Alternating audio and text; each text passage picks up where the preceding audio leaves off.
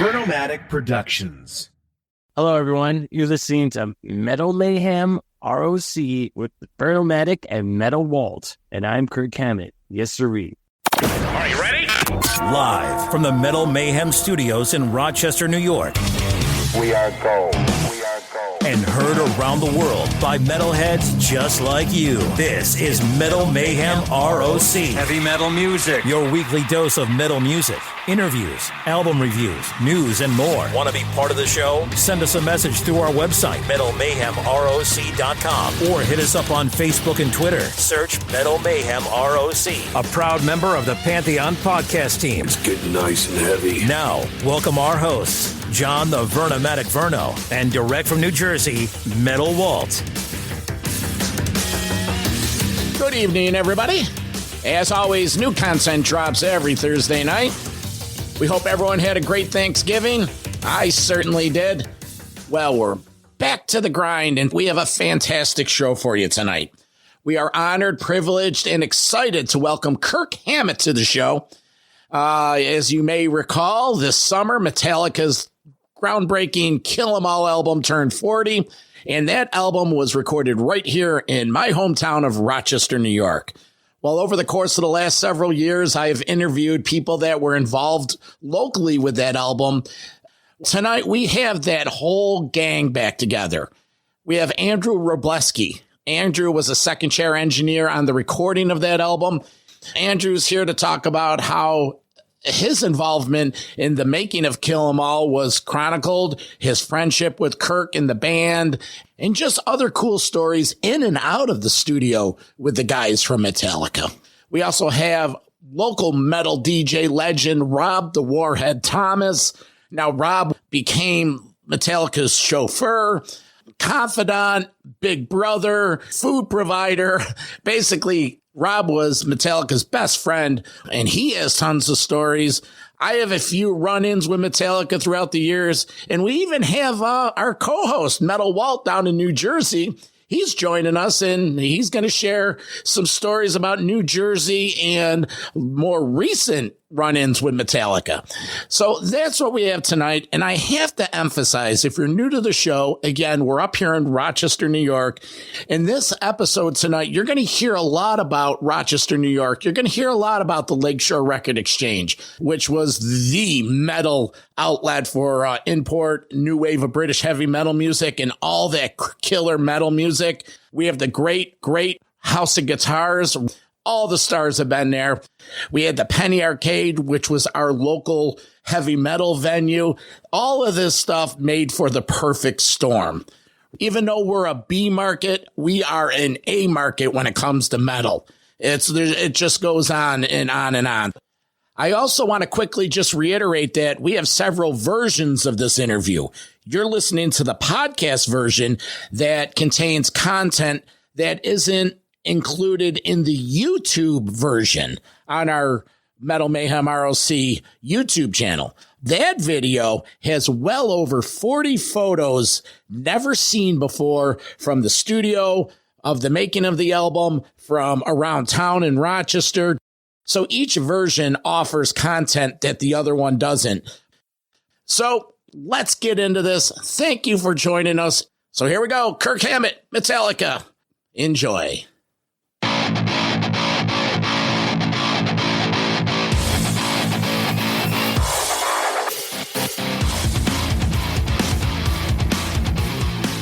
Well, tonight we're taking the ultimate walk down heavy metal memory lane.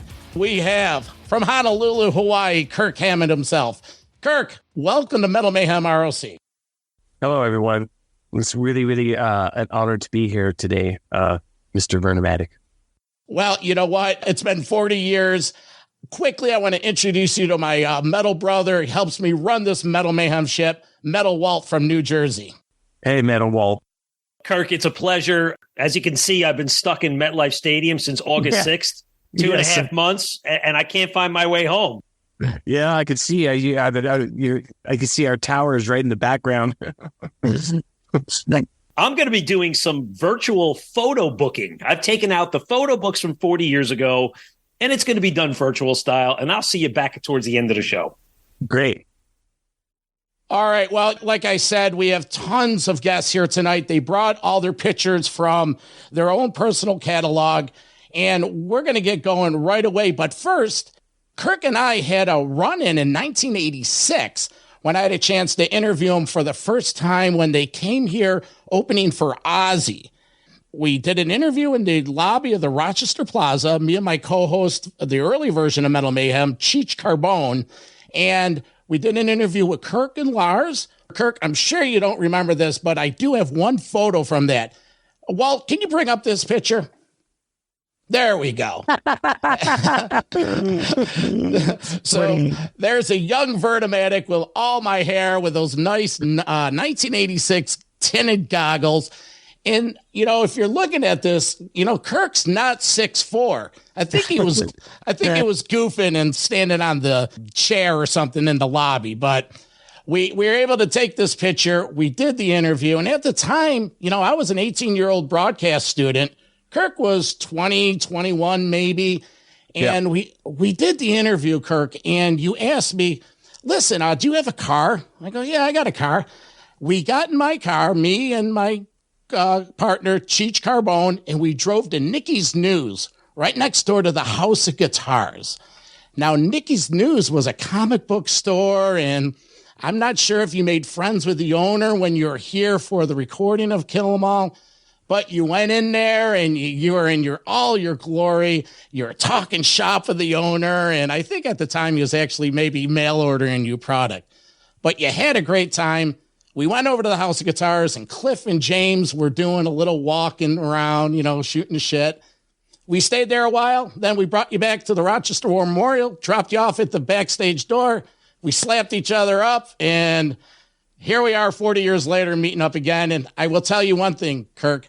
I have not missed a tour. I've seen you guys all along the line. So that's my first brush with Metallica. You know, it's weird. I have a very, very vague memory of that.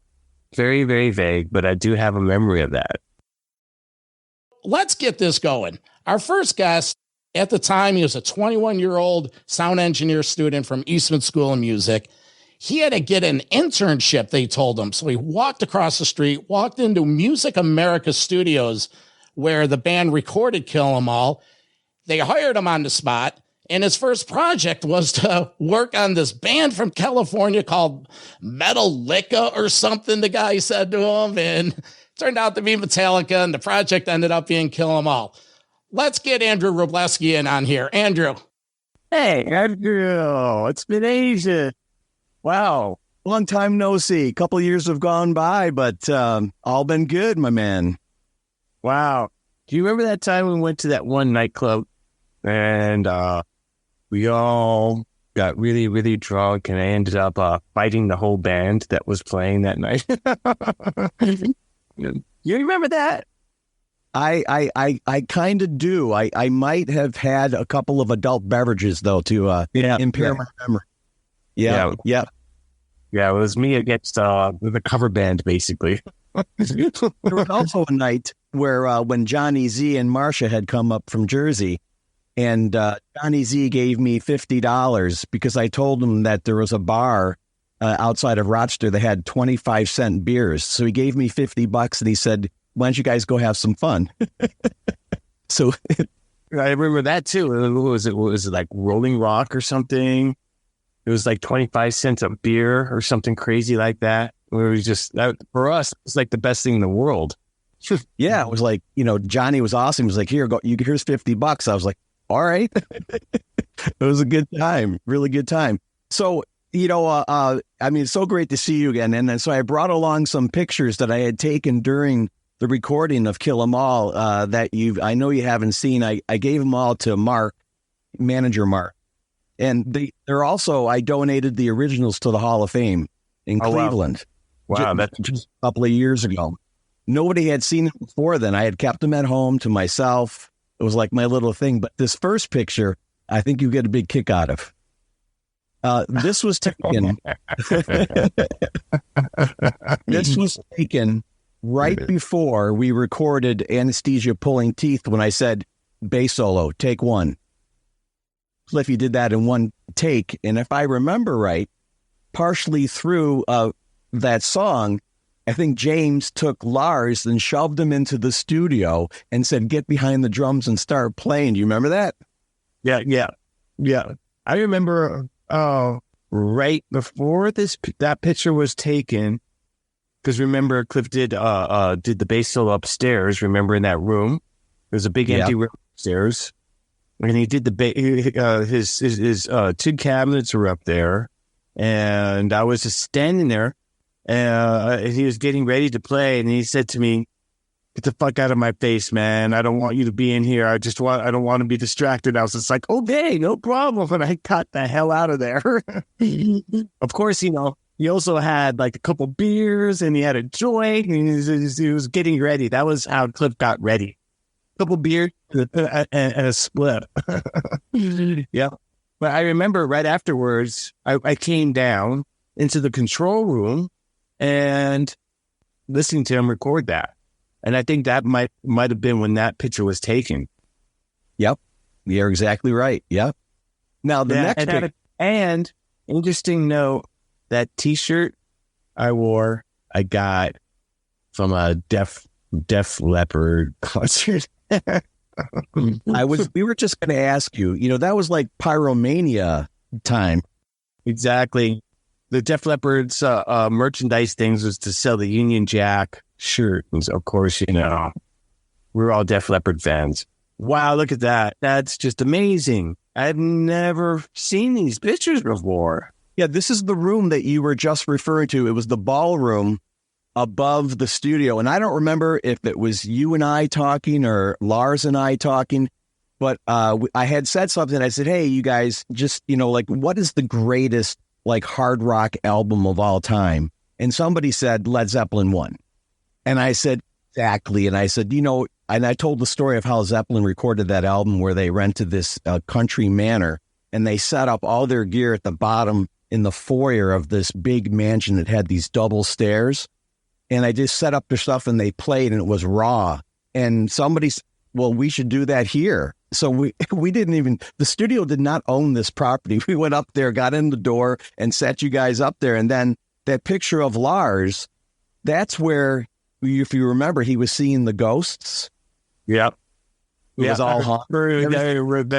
The upstairs or the whole building was supposedly haunted. Oh, yeah. The whole building. And when Lars was in the bathroom, at that time I went by Andy and he kept saying, "Hey, you guys, why is Andy walking by the room all the time?" And Chris, the other engineer, said, "No, he's sitting here right next to me." And so then after that, I had to go sit with Lars because we put his drums in the bathroom. We took out all the walls and stuff and put them in the bathroom. And I went up there and I used to sit with them and stuff because it was really a spooky place. I remember you guys put the toms in the bathroom to try to get a bigger sound for the drum fills that hit the lights, but it just didn't happen. I remember it just was not happening. Try as we might. Yeah. Cliff was a lot of fun. He called me Andy Man, and he would come into the studio and he would always say, "Rage on, Andy Man," like he always used to. But we had some fun. You guys were goofing around. Yeah. And then, let's see those other couple of pictures we've got here of Kirk. There we go. Wow. More T-shirts, right? Wow, this is amazing. I've not seen these pictures. It's so long. Yeah, I mean, this is hardly anybody's seen them. Yeah, and I wish I had that Blizzard of Oz T-shirt because that Blizzard of Oz T-shirt is collectible now. Probably bought it, because I saw Ozzy. I saw Ozzy's band at least 2 times before Kill 'Em All came out.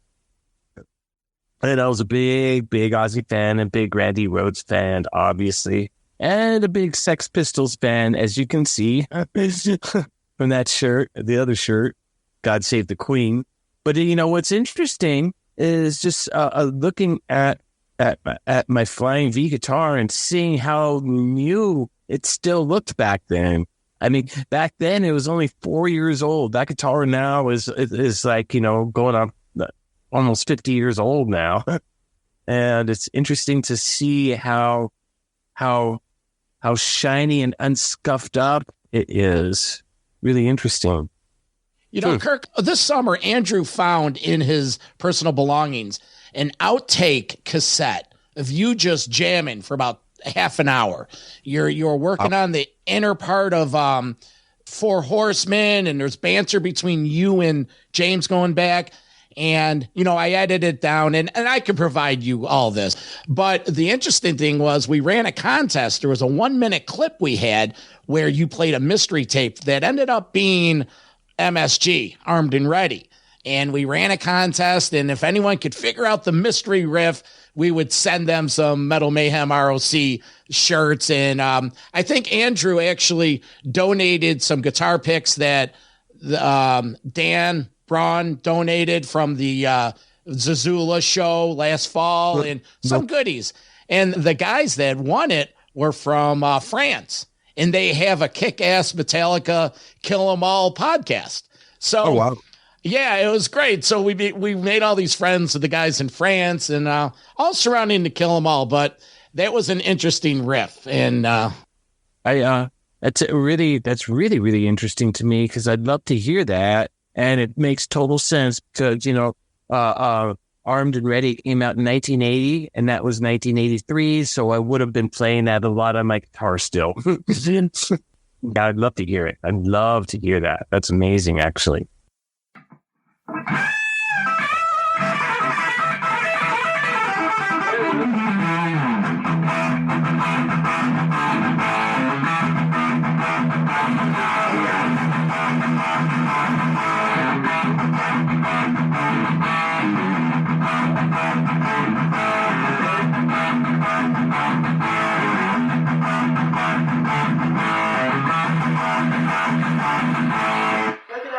Sounds good, man. Without that, it sounds good, but when you turn it on, it's a lot of noise. But if the lead sounds shit. It's the head.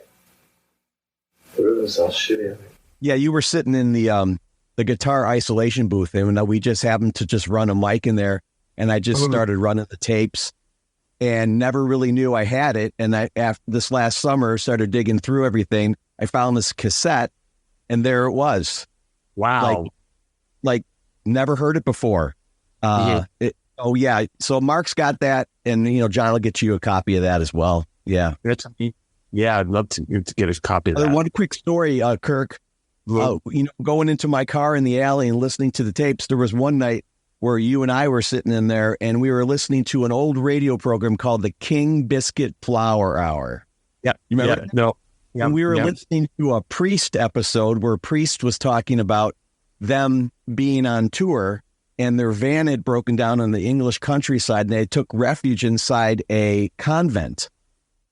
That's I'm not going to rest, but we had a good time listening to that, having a couple of beers. Nice. Yeah. I also remember we would eat a lot of pizza back then. And there was this place right down the street from Gary Zefting's house. Do you remember Gary Zefting? Yes, you stayed in Gary's house. He was the session musician at Music America, and poor guy lent us his house to stay in, and we trashed it. Man, we trashed that house. I felt so bad leaving it, you know, because it's just like there were 6 of us, right? 4 band members, 2 crew guys, and we're guys. And, you know, we're guys in our early 20s. Guys in their early 20s have bad hygiene, and they just don't clean up after themselves or each other. So after 3 weeks in Gary Zefting's house, it was trashed. And to this day, I'm like, yikes. And we were doing drunken things in that place too. Like, you know, going to the bathroom and like miss the toilet, you know, because we're so drunk. Oh, man. Well, you're like 21, you know, you're on the other side of the country. You're having the time of your life, you know. Well, you know, we were just like, when we weren't in the studio or we weren't waking up, we were drinking beer. That's how it was, you know, back then. But yeah, Gary Zefting's house, right down the street or a few blocks away was a place called Pizza Peddler. Do you remember that? And we would get their sheet pan pizzas, and their sheet pan pizzas had, it was like a big, sheet pan, and there would be 20, 30 slices. And that would be, we were in heaven every time we got one of those because it was enough food for us, and also leading into the next day, wake up, hey, is there any of that pizza left? We lived by Pizza Peddler. I think we even thanked Pizza Peddler on Kill 'Em All. Well, unfortunately, Pizza Peddler isn't there anymore, but yeah, I wouldn't expect it to be. The memory remains, if you will. Yeah. Oh, and another funny thing is Gary had a bike there, right? And we would take turns pedaling to the Pizza Peddler to get the pizza, which was always interesting. Trying to carry a pizza on a bike. Makes me want to have pizza. Well, you know what? We're going to send Andrew over into the green room. You check out the buffet, Andrew, and we're going to bring in our next guest. Andrew will be back at the end to say goodbye. So yeah, Andrew, next Metallica show, you got to come by, say hello to everyone. I definitely will. I'll promise you I will. Thanks. To give you a big hug, man. For sure. Yeah, all right. You got it. Thanks, man. All right. And Kirk, to expand a little more on that Pizza Peddler, doing research for this production, we did our damnedest to get either a picture of the Pizza Peddler or track down the owner or someone that worked there to get their input. Maybe if they remembered you guys coming there. But, 40 years, it tends to, as you could attest to, sort of make the memory a little foggy. Listen, we're going to take a quick short break, but when we come back, we're going to jump up into the next guest as Rob the Warhead Thomas is waiting in the green room. And if you're new to the show and you like what you hear, do us a favor. Subscribe to the pod, get up to metalmayhemroc.com, and join our community and receive our weekly and sometimes bi-weekly newsletters giving you information on all Metal Mayhem ROC content. So stick with us as the Metallica Kill 'Em All reunion show continues. We'll be right back. Metal Mayhem ROC. I'm Metalhead. Metal Mayhem ROC is the home for metal from the very beginnings. This is James the Bear from Hellstar. You're listening to Vernomatic. Dave Overkill from the Cleveland band Destructor. Hey, Dave, how are you? I'm doing great. To longtime headliners. Hey, this is Red Beach from Whitesnake. Hey, this is Vinny Appice from Dio, Black Sabbath, and Last in Line. To music of today. Hi, this is Olaf Wickstrand from Enforcer. Hi, this is Braun from Mastodon. You're listening to Metal Mayhem ROC. With John the Vernomatic Burner. Plus, we talk with producers and authors to give you behind-the-scenes info. Hi, this is William Merwin, author of The Meaning of Metallica, Ride the Lyrics. Greg Renoff, the author of the book Van Halen Rising and the Ted Templeman book, A Platinum Producer's Life in Music. Pleasure. Thanks for having me on. Metal Mayhem ROC, a proud member of the Pantheon podcast team, giving you more to listen for. Join our community, and always remember to keep it heavy.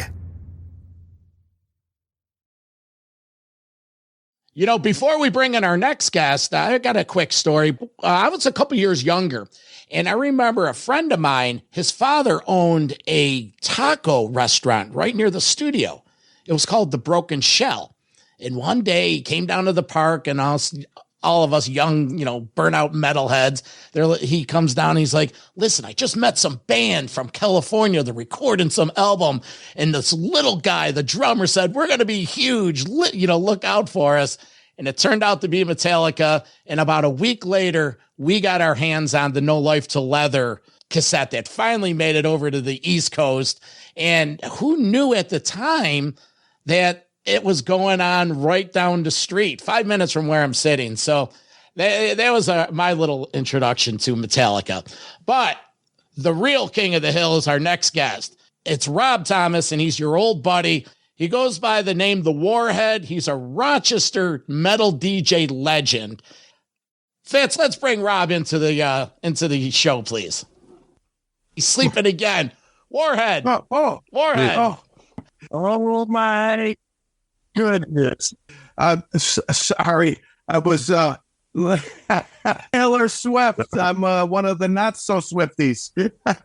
What's up, bro? Amazing to see you, Bob. Because that's what we call you. No doubt. Got you, Bob.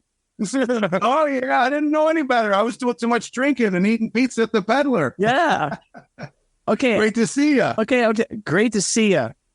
Man, we had some great times with our friend here. I just want to say, you were very instrumental in just helping us make it through those 3 weeks. You know, you brought us food, you brought us booze, and you brought us companionship and laughs and entertainment, which is what we needed because there was 6 of us, right? There's like the 4 of us, Mark Whitaker and maybe Dave Mars or something. I can't remember.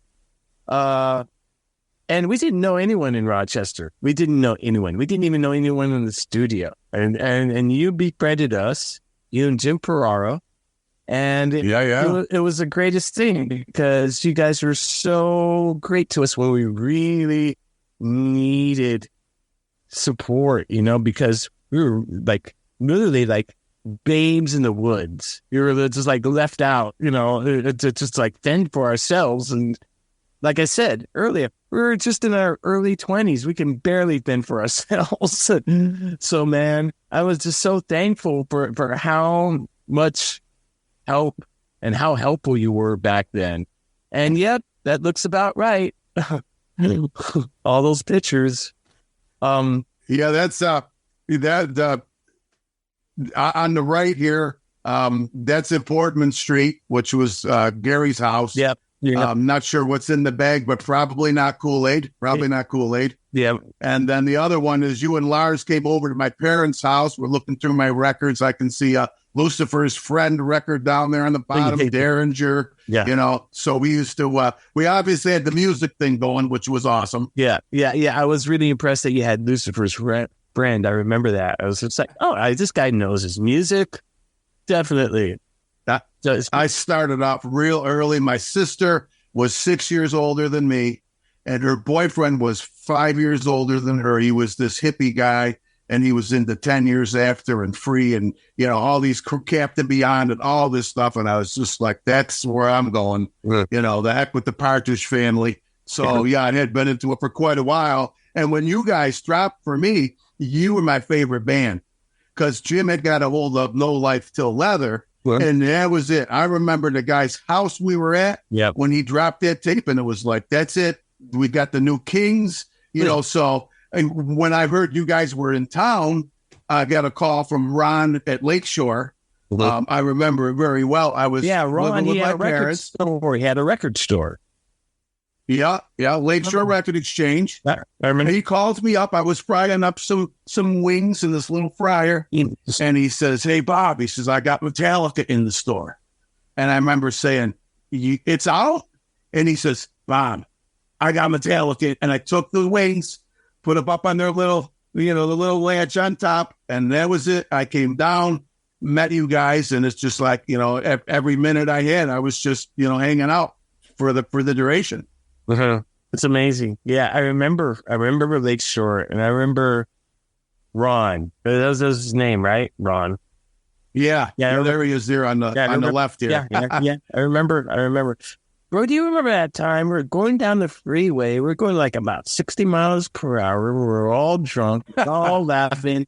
And then you decided to like open up the driver's side of the door while you were driving. And while you were driving, we started climbing out of the car while we were going like literally like 60 miles per hour down the freeway. Seriously, Bob had one hand on the steering wheel, and the other part of him was really like hanging out the doors.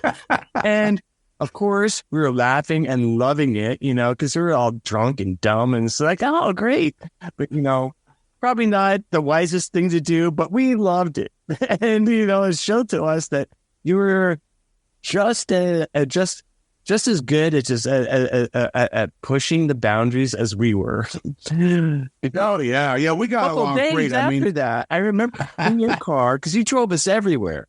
And, we were drinking, we were drunk in your car, and you were driving. You were driving like crazy. We were all inside laughing. And then we heard, remember, police siren? And we're like, I was wondering that. I remember that one. Wow. That was crazy. That brilliant because you instantly pulled over, got out of the car, ran up to the cop and said, "Officer, something's wrong with my steering wheel." And that's why I was doing this. And we were like watching in shock because he totally bought the whole story, and we were in disbelief because he totally just like pulled it off and like basically saved all of us from being arrested for being drunk in public, basically. I remember that, I swerved at this vehicle not knowing what it was. That's what. And that's I caught right. It was a cop. You swerved at the cop because we see the head. I swerved right at him in his lane. Then he hits the lights, and I saw what was going on. I remember this very well. We were drinking Moosehead beer. Yeah. Yeah. And we had a 6-pack, and I'm like, the car was nothing but hair. Yeah. Right? I'm like, oh, no, this is not good. Take the beer. Whoever was sitting in the passenger side back, they put the beer back there, and I got out of the car, and I was looking at the front end of the car by the time he pulled up. That's it. So, and I'm looking underneath like the wheel, and then I went up to him, "Officer, I'm so sorry. I don't know what." And I remember he asked me where I lived. He asked me where I worked, and just, okay, take care of it. I could not believe that it was just, I thought we were doomed. I'll never forget that because you, like I said, you saved all of us from being or getting arrested for being drunk, drunk and disorderly. Yeah, no doubt. Do you remember the time where you were probably there, we were in the Pizza Peddler and we were chowing on whatever pizza wings. And do you remember when Cliff came in with the idea for Kill 'Em All? I remember I was sitting there. I'm not sure if you were there. Cliff came in. I do remember. I do remember because we were pissed off because of some we couldn't call the album Metal Up Your Ass because Johnny Z was concerned that places like Kmart wouldn't want to carry it, and Cliff was so pissed off about that. He was pissed. And yeah, you take it from here, bro. 'Cause this is. Well, I remember he came in. We were sitting in a booth, and he came in, and he had the Levi jacket on, the bell bottoms. I don't know where he was, but he wasn't eating with us. But he was brainstorming, and I remember it just clicked for all you guys. You're like, that's it. He talked about the mallet and the blood all over. I was hoping maybe I could throw out an idea, but mine were lame, and I'm sure you guys wanted to keep it, within you guys, but I remember being there and it was like, that's it. Everyone was like, that's it. Let's do it. Let's toast the weed. Yeah. I remember the dialogue because we were just really just like angry and frustrated that we couldn't call the album Metal Up Your Ass and that, that certain retailers would not carry the album if it was titled that. And in total anger and frustration, Cliff said, "Yeah, just kill them all. Just kill them all." That's where it stopped. That's just like we're like, okay, that's it. Yeah, that looks about right. There you go. Right. Lars is sporting the 40 ounces there, whatever, the malt bull, the Schlitz malt bull. Yeah, we used to drink that because it was cheap and high. Yeah, content. I remember a frequent refrain was, "The well is dry." Yeah. Johnny Z would be, "The well is dry." So I was working as a punch press operator, making $5 an hour, and I'd go to this place called Apples that was around where they'd have corn flakes, black and white, and get corn flakes and just get some vodka, some ground beef, some taco mix, and we just hang out, listening to, I don't know how well this would show, but listening to this little gem, which is written by a guy, handwriting you'd probably recognize. I think his name is Lars. And we got the Armored Saint demo. Okay. Venom, Bursting Out, Jaguar, Dirty Tricks. This was the actual tape. We'd jam this and other things, cruising around in the car. Yep. I remember, I wasn't sure your reaction, but I remember back in those days, you were really interested to hear Peace of Mind. Oh, yeah. I remember that. That was one you were really looking forward to. You know, we were jamming Dio. Yeah. I remember going up to a store called Wegmans, and James and I were listening to Don't Talk to Strangers and just trashing shopping carts, you know, while we're listening to that. Of course, what else would you do there? I remember when we finally got a copy of Peace of Mind, and for like a week, that's all we listened to at Gary's house. Remember? Yeah. All we listened to was Peace of Mind. You know, Iron Maiden's album, Peace of Mind, for all you people out there who don't know what the heck we're talking about. And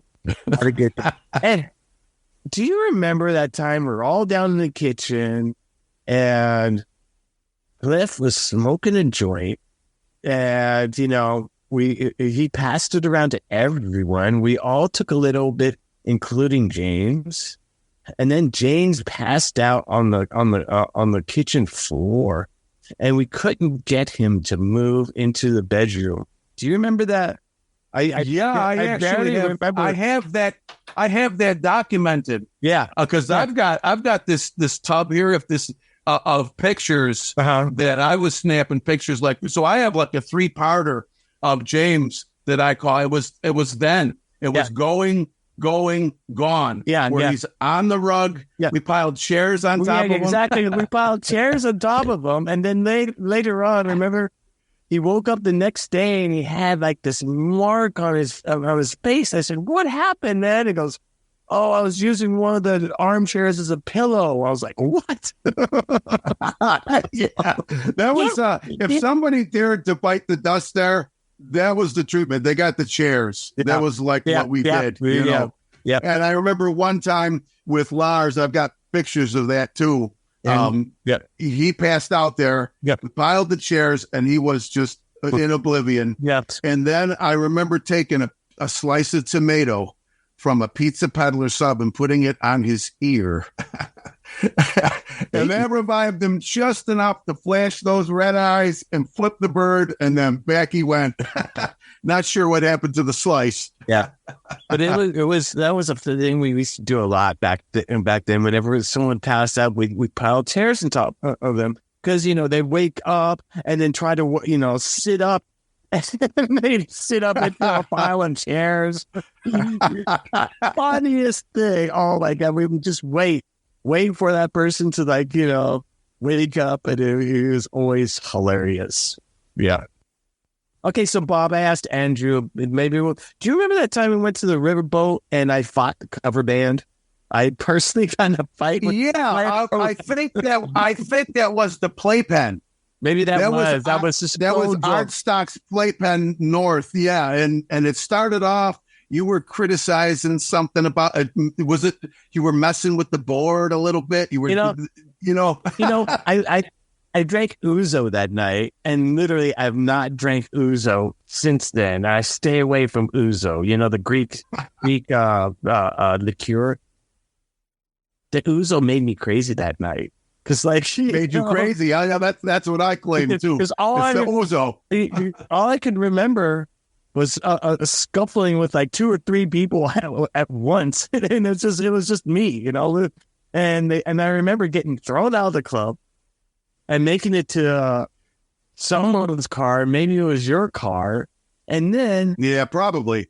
And then I remember Cliff making it to the car, and we were talking, and then I opened up the car on the passenger side and started puking. And then he opened up the car on the driver's side, started puking.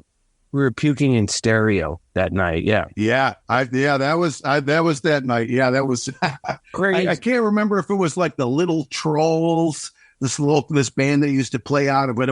It was definitely, you know, there was a decent amount of people there. Mm-hmm. And, yeah, I was the driver there. We got out, you know, I had to wait for you guys to finish up. Yeah. Didn't want that in my car, but yeah, that was a wild night. Yeah. You forgot to mention, fearless as well as crazy, because you were ready to take on the whole bar. I mean, you know, you were ready, bro. Yeah. You know, it's a good thing I don't drink anymore, because we used to go there to the art stocks playpen. You know, I remember being there one time with, I think you guys had taken off, and I had Lars and James with me. And I just remember there's this blonde sitting at the bar, and I just went up, you know, just for a matter of fact, I was like, you know, this is my favorite band. I'm hanging out with Metallica, you know. So I said, these guys are in a metal band from California, and they're going to be huge someday. And I forget what she said, but she gave me the look of like, yeah, okay, my father's the Pope. Beat it. You know what I mean? And I often thought she never even knew, right, that she met you guys, that she was just sitting there and you guys would, you know, you guys are fairly popular. I think you probably reached 100,000 albums sold career-wise. Have probably hit 100,000 so far. Yeah. So, you know, close. Do you remember putt-putt? Golf and games, the arcade we'd go to.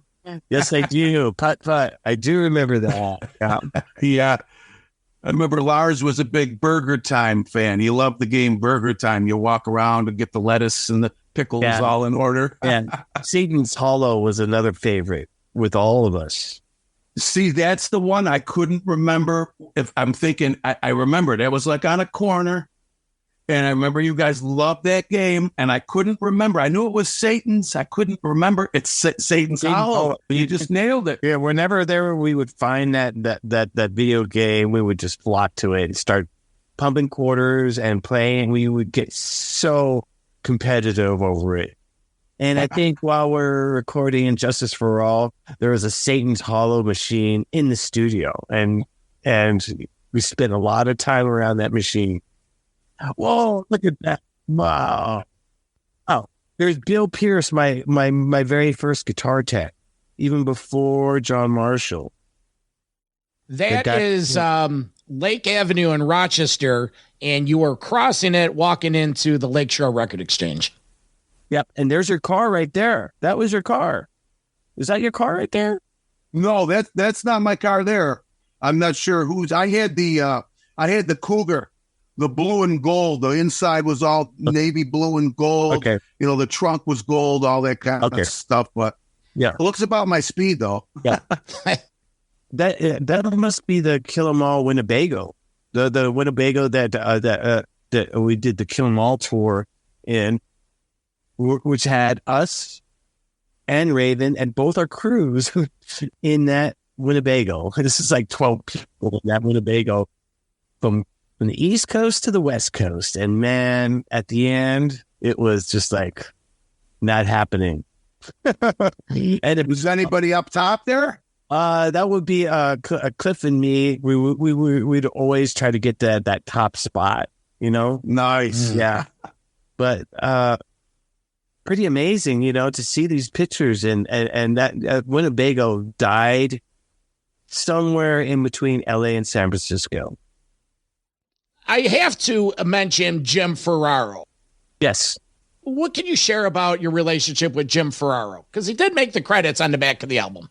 Yeah, you know, the funny thing about Jim Ferraro that we used to always comment on was his hair. He had perfect hair, and I remember you used to one time saying, "Hey, you got the blueprint for your hair," and we just thought that was like the funniest thing.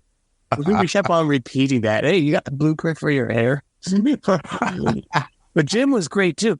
Again, Jim, it was just like Bob, super supportive. You know, helped us in the booze and food department. You know, and just offered great companionship. You know, when we really needed it, we needed people to hang out with. You know, it was really, really a weird sort of time for us because. For James, Cliff, and I, we hadn't done that much traveling at all. Of course, Lars, you know, he traveled all over the place. So we were just like, we were so out of our element being in Rochester. And, you know, when Bob and Jim showed up, you know, to kindred spirits, we just like, it took to you guys like brothers, you know. Definitely, it was a good time. And Bob, you got to come by to some of the shows and come backstage and say hello. We'd love to see you. Yeah, no doubt. James Larson, no doubt. I'd love to see you. You were the last person that I saw it was a long time ago. You know, I did the family thing, working all the time, kids, wife, etc. And single supporter of a house, family, and stuff. So I stuck with metal, but traveling was a lot more difficult back then. But I remember it was Guns N' Roses and you guys at Rich Stadium, and we were at like the Hyatt, and my sister and brother-in-law at the time came along. We had seen Lars backstage for the Four Horsemen.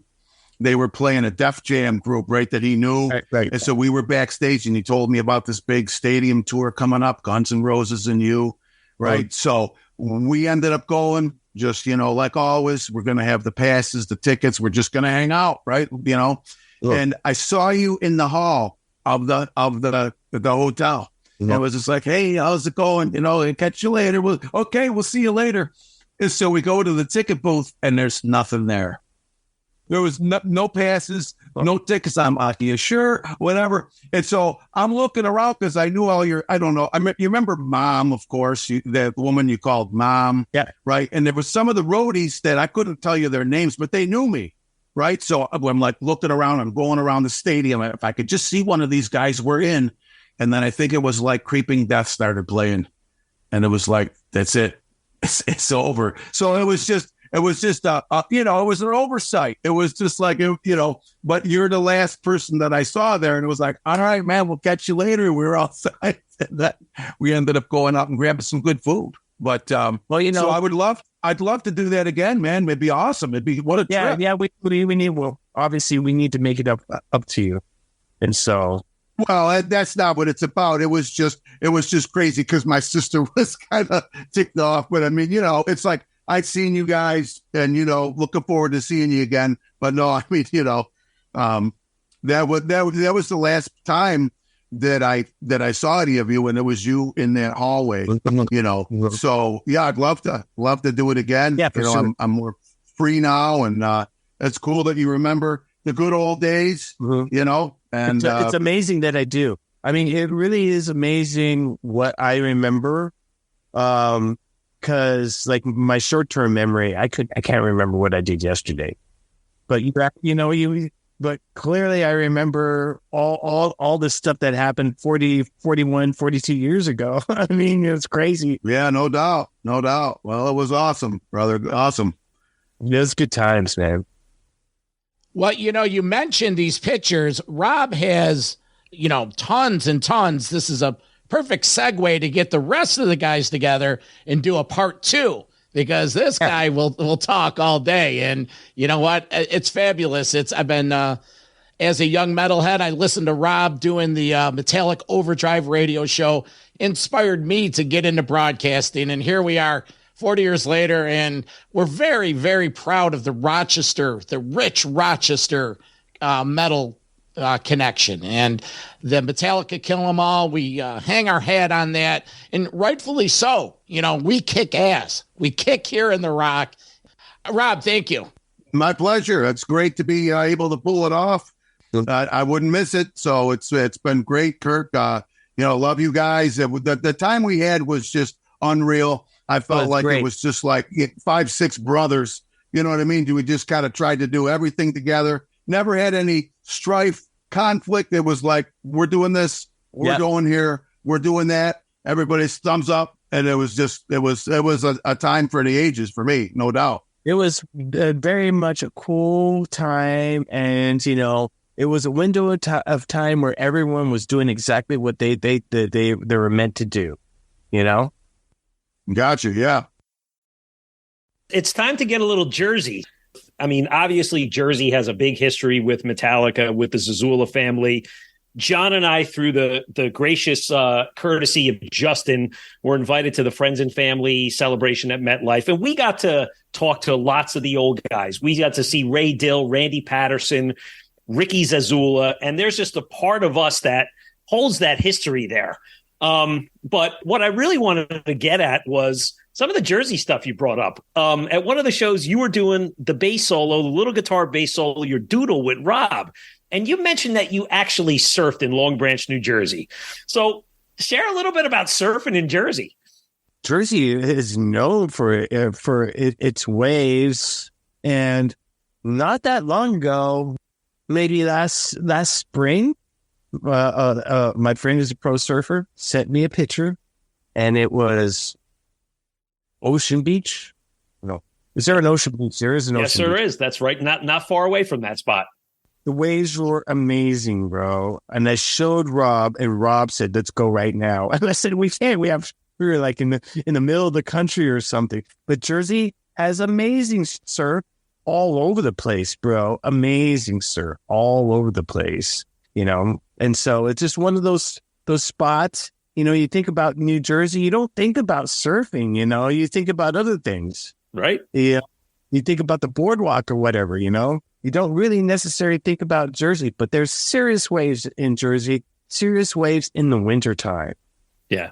And so, you know, because it's in the wintertime, it's a little challenging because the water's cold as you know, cold as y'all know. Yeah. And you need a wetsuit. But man, it is rocking, bro. Rocking. Serious. So, Kirk, one thing you and I have common is one of my top 5 bands is Deep Purple. And I've been waiting for a chance to say something to the Metallica guys about Deep Purple because I know you and Lars are into it. Obviously, at in Screaming Suicide, you do the Speed King solo in the middle.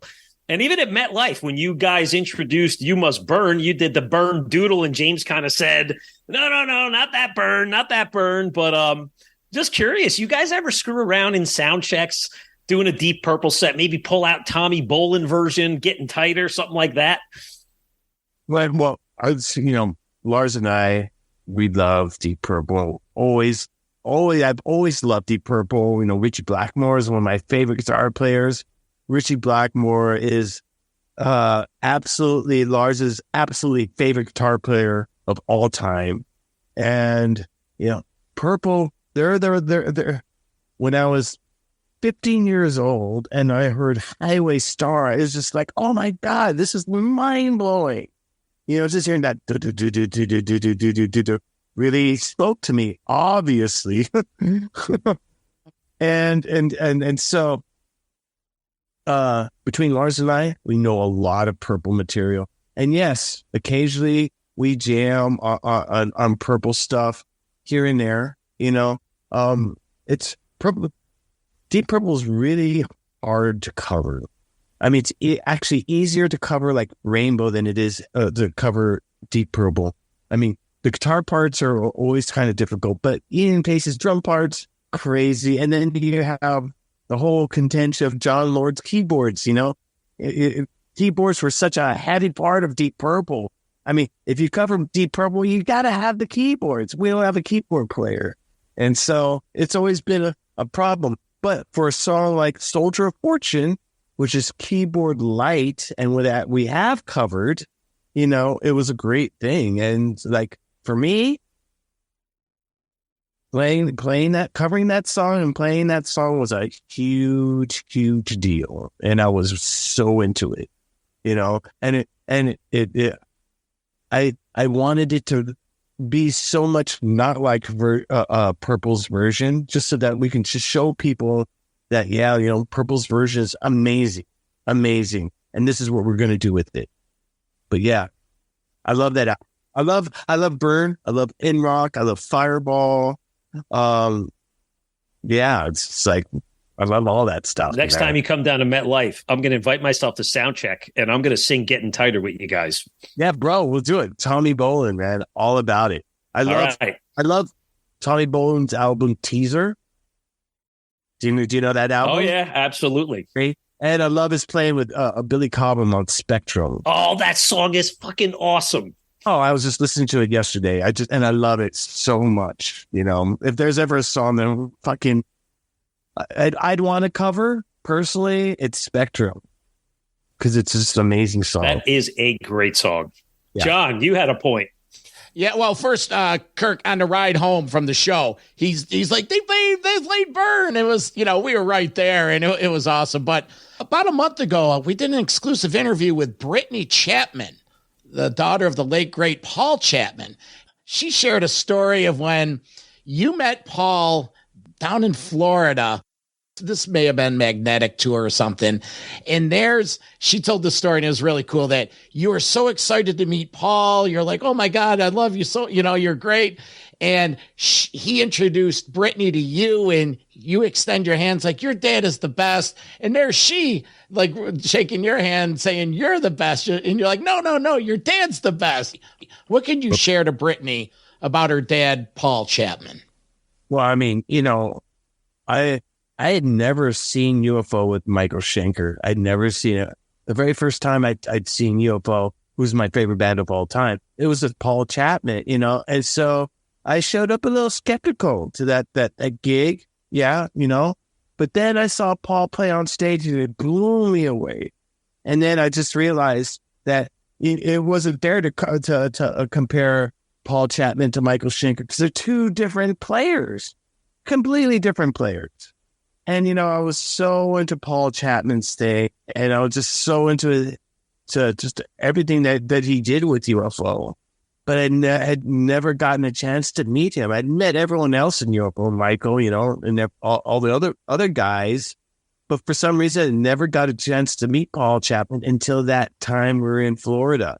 And I was so excited, because I felt like I was finally closing that circle of meeting, everyone who was instrumental in shaping, UFO's sound and albums. And so, yeah, when I met him, I was just so stoked because I can play a lot of his stuff. I play a lot of Paul Chapman's guitar licks. It's not just Michael Schenker licks I'm playing, I play a lot of Paul Chapman licks too. And I guess this is probably the very first time I've ever copped to this. But yeah, I mean, especially on Kill 'Em All, now that I think about it, there's like Paul Chapman licks all throughout Kill 'Em All. And I remember hanging out with him in Florida.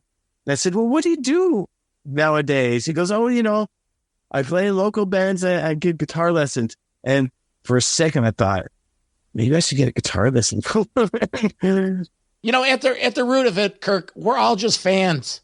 Oh, bro, I'm the biggest fan in the world. And, and I just one other thing, it's just like, I hope the Deep Purple, have a reunion with Richie Blackmore at least and do just one more tour. I pray for that because it would be so amazing. I hope so too. I got to get in this quick question from a listener. He would give me if I didn't. He just wanted to know, when you did the song Don't Tread on Me from the Black Album, was there a Broadway influence of America riff from West Side Story in there? Yes, absolutely. Yeah, absolutely. In fact, we had to pay the person. Who was it? There's this one of those Broadway personalities. We had to pay for the rights to that, as well as the Wizard of Oz thing at the beginning of Freight Ends Saturday. And so, yeah.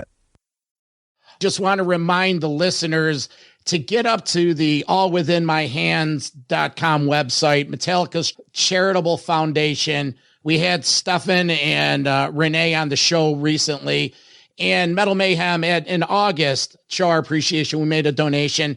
So we'd like to see anyone, if you're watching this, send a few bucks, something, anything to help fellow metalheads. It's really important, especially in this day and age, to, like I said to Kirk, we're all just fans. Kirk's on the biggest stage in the world, but you could see after this last hour, he's a great guy. He's a down-to-earth guy. And let's just all stick together and, help out the fellow man. I'll thank you for saying that. And I'll just add to that we're all in this together. We're all in this together. And to think that we're not, no, we're all in this together. So we got to help each other. That's right. And when it comes to metal, we are really all in this together. It's just like, just one more thing. The 80s and 90s, there was always this thing, between musicians and bands, all this competition. But now in this point, in this day and age, there's no competition. We look at each other and we're like, We made it. And I say, we got to keep together. We got to stay together because we're all in this together, guys. I say this all the bands I ever come into contact with these days. Keep it together because we're all in this together. We got to fly the flag, Well, the bands and the fans. You saw pictures of me 30 years ago with my curls. You saw Rob and Andrew as kids, Kirk as kids. So I thank you for doing this. This is like a trip down memory hill for me, or memory lane, memory hill. It's like a hill now. You're right. When you hear, you remember one thing, and then you and Rob, my God. But hey, Rob, give me your digits, bro. I'm gonna make sure that you are freaking set up permanently. Okay. You're talking institutionalized or the jacket with the long sleeves that ties in the back or what? I've had many offers for that.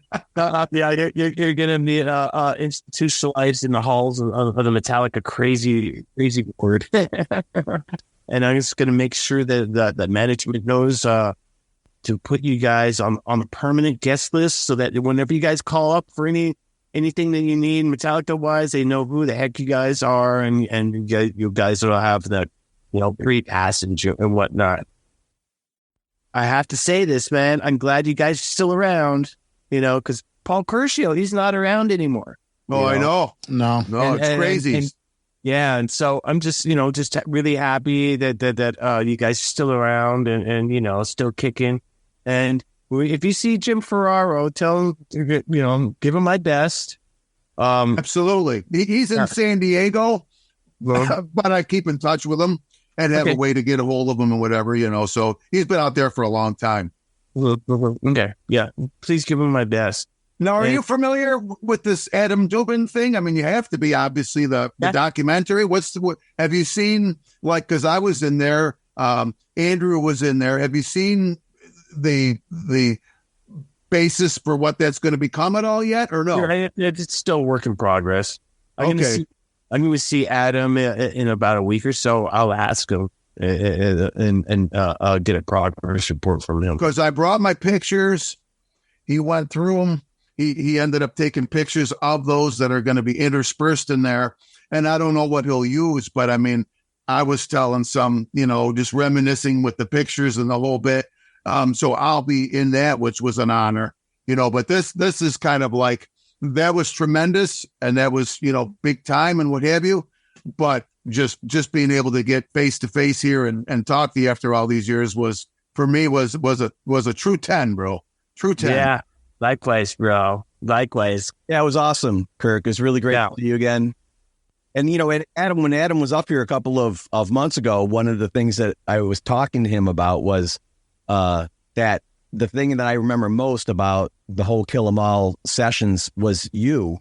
I have the most pictures of you because you always had your flying V in your hand. You were always practicing. You were always working on things. You had this incredible work ethic, but also you're probably one of the nicest people in the world. Seriously, because you're a real, authentic person.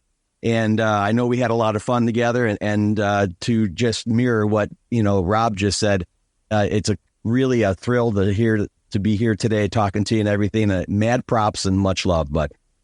Yeah, likewise. Much love to you guys too. Really great. I hope to see you guys in person sometime soon. Yeah, that'd be awesome. Now, before I leave, I'm not one of the nicest people in the world at all. I'm towards the bottom. I want to know, did I get that floating wireless microphone like Andrew had here? Did I get the floating? No, I didn't get the floating wireless microphone. What's going on with that? Yeah, Rob, if you only knew the tech hurdles that came upon us at 4:15. Kirk, quickly, I sent out an email to Q Prime, 10 o'clock on a Tuesday night, telling my vision of what we just did today. And Mark personally sent us back an email, said, guys, this is fantastic. Let alone do this interview. Invited myself, Andrew, and Rob to be part of the Dubin interview. And we did that in June. And Rob, to answer your question, I speak with Adam on the regular. And he's just shooting film, and he's going to hook up with Jim in San Diego when you guys were there. Yeah, so, but again, Kirk, thank you, and stay healthy, my friend. You look great. Yeah, likewise. Thank you. Well, I had this ring light, and I noticed that it doesn't make me look as old as I actually am. Oh, you're good. I'm just wondering how I can get a shirt like that, bro. That's pretty snappy, man. This is Hawaii, bro. You can get that. You buy this stuff on the corner for $20. Dude, are you kidding me? Hawaii, I got an order at the peddler that's going to be a big sheet of pizza and wings. You got to get over here. Man, I wish if that place was still open, it would be. They had some good food. They had some real good food, and that was right there, kind of tucked in between the other buildings. And you got back there, and it was like, yeah, we did a lot of chowing there. Yeah. I remember the last thing I remember, I think it was Lars. And it's funny, back to the chicken wings if you've seen it's old now, the Kill 'Em All 25 years later, James with Slagle, and James is talking about, he mentions that I took you guys out for chicken wings. That's one of the things he remember, cruising around my car, chicken wings. And I remember, I think it was Lars, but right from the get-go, we're going to get some food. So I'm like, well, you want to go, and I think it was Lars. I said, you want to go grab some wings? And he said, wings? I said, yeah, chicken wings. And he goes, you just eat the wings? So he had never heard of chicken wings until we came here. And then, 25 years later, James rattling off, going out for wings. So that was pretty cool. Yeah. I think awesome times, it was bro. Good times, man. There really was good times. Yeah. And glad that you're still around and still doing it. I mean, I really thought you guys were the best that I'd ever heard in an already relatively long career of listening to music from a little 8-year-old kid, to 1983. And it's amazing that I thought, hey, like to the girl, these guys are going to be huge some days. But man, dude, did you ever have any idea that you'd become as huge? Stadiums, right? 2 days, stadiums, and it's unbelievable what you guys have done. It's just unreal. I mean, we didn't have any idea. I mean, when we were making Kill 'Em All, I remember I was constantly saying to myself, well, if we sell about 30,000 albums, that means we can do a club tour from coast to coast. And I was happy about that. But, when you're 20 years old and you're just starting out, for me, it was all about just steps, for all of us, it was just all about steps. And for me, that was kind of like, the first step that I envisioned, but it actually turned out to be a lot more than that. I mean, right after Kill 'Em All came out, we did the Kill 'Em All for One tour over that summer. And then by September, October, we were on our way to Europe. And so it was already like bigger than I expected because we were going to Europe, and that was a big, big deal, especially for Lars, him being European. Yeah. And so, yeah. We had no idea, man. We had no idea. I thought, I was just going to be like, playing that flanky guitar and wearing that denim jacket for black leather jacket for the rest of my life and being happy doing that, Kirk, a piece of trivia from Kill 'Em All is that the cover that, Robin was talking about with Cliff and that with the anvil, and then you guys had that shot on the back. That was my friend Gary Hurd who did all that photography. And Gary was got to be a pretty big time photographer, but he hung his hat on that photo on the back of the album because so many people throughout the years in the photography world were talking about that there was a very raw photo. And I always thought that the album was really raw too, and how it went kind of hand in hand. But, a lot of people don't talk about that photo, but I thought it was a significant part of stuff. Is obviously a Cliff's idea of the anvil as well, though. Yeah. And, I remember seeing the photo for the first time and all of us just going, great. And then Z going, oh my God, I hope I hope they don't think it's too violent. We're like, what are you talking about? Too violent? It's not too violent. But I'm the violent. Yeah. But then again, the title is Kill 'Em All. So, yeah. Good time. All right, guys, I got to go. I got a baby I have to tend to. And so, All right, brother. Great seeing you, man. Love you guys. Give my best to Lars James. I never met Robert, but he sounds like a good guy. Robert, how can you go wrong? Oh, yeah. Exactly. But give my best to those guys. Looking forward to seeing you all. It'll be a trip, man. Yeah. Yes. Yeah, I'm gonna send these names and numbers to management so that you guys are in the database. Yeah. Sounds good. Yeah, look forward to seeing you guys. Yeah. So what happened to you during that Guns N' Roses Metallica tour will never happen again, Bob. Well, it was kind of tripped out, but it wasn't like, it was just a mistake. Yeah, it happens. That shit happens. It even happened to me sometimes when I go to other people's shows. I go out there like, no fucking tickets. Well, okay, fuck it. Let's go to the bar. That's what I used to do. That's what we did. We went out, grabbed some food, Yeah. Make the move. So. Yeah. But thanks, guys. See you in Boston next summer, man. Boston next summer. I hope to see all you guys in Boston.